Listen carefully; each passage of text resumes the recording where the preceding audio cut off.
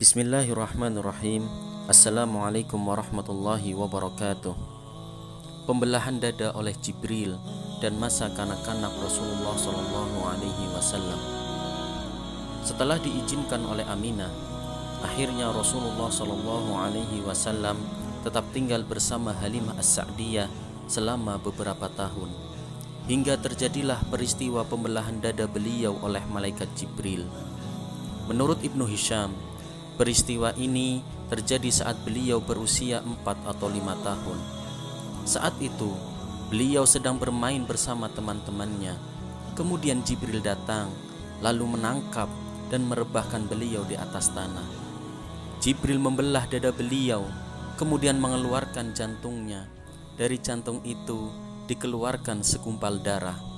Jibril berkata, "Ini adalah bagian setan yang ada pada dirimu." Kemudian mencuci jantung tersebut dengan air zam-zam di dalam baskom yang terbuat dari emas, lalu memperbaikinya dan menaruhnya di tempat semula, yaitu di dalam dada beliau sallallahu alaihi wasallam.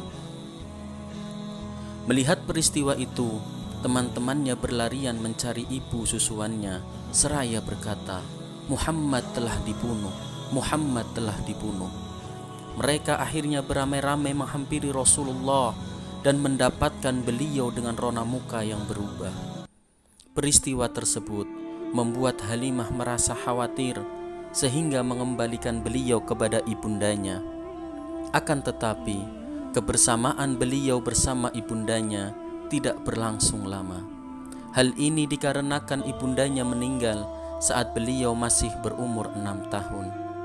Aminah meninggal dalam perjalanan pulang dari Madinah setelah menziarahi makam Abdullah. Perjalanan itu sendiri diikuti oleh Rasulullah SAW, Ummu Aiman, dan Abdul Muttalib.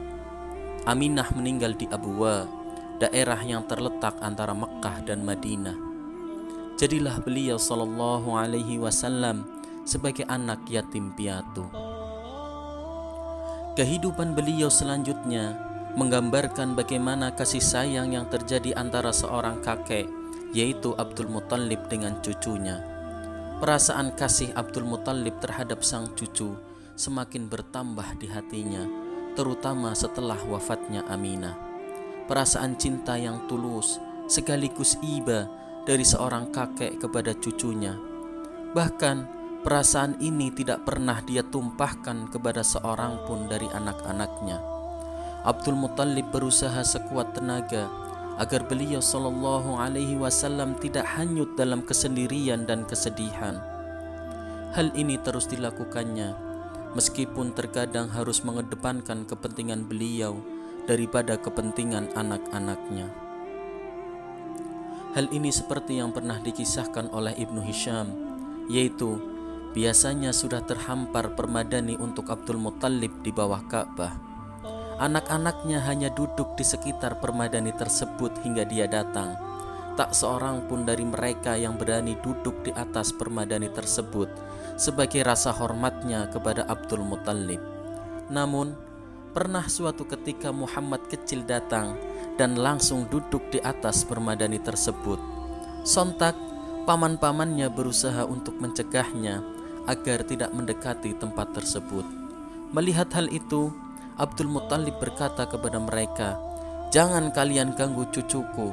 Demi Allah, sesungguhnya dia nanti akan menjadi orang yang besar." Kemudian Abdul Muttalib duduk bersama beliau di permadani tersebut sembari mengusap-usap punggung beliau. Sang kakek merasa sangat senang dengan kelakuan cucunya tersebut. Namun, kebersamaan cinta ini tidak berlangsung lama, karena saat beliau berumur 8 tahun, sang kakek yang sangat dicintainya meninggal dunia di kota Mekkah. Sebelum meninggal, Abdul Muttalib memandang bahwa tanggung jawab merawat Rasulullah selanjutnya berada di tangan Abu Thalib, paman beliau. Setelah bersama sang kakek, Rasulullah SAW mengisi hari demi hari bersama Abu Thalib. Abu Thalib mengasuh beliau dengan sebaik-baiknya dan menggabungkan beliau dengan anak-anaknya. Bahkan Tak jarang pula dia mendahulukan kepentingan Rasulullah daripada kepentingan anak-anaknya sendiri. Perlakuan istimewa tersebut terus berlanjut hingga beliau Shallallahu Alaihi Wasallam diangkat menjadi utusan Allah.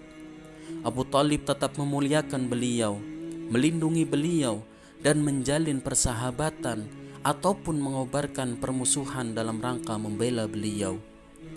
Inilah masa kanak-kanak Rasulullah Shallallahu Alaihi Wasallam, suatu masa di mana beliau ditinggal oleh ibu dan kakek yang sangat dicintainya itu.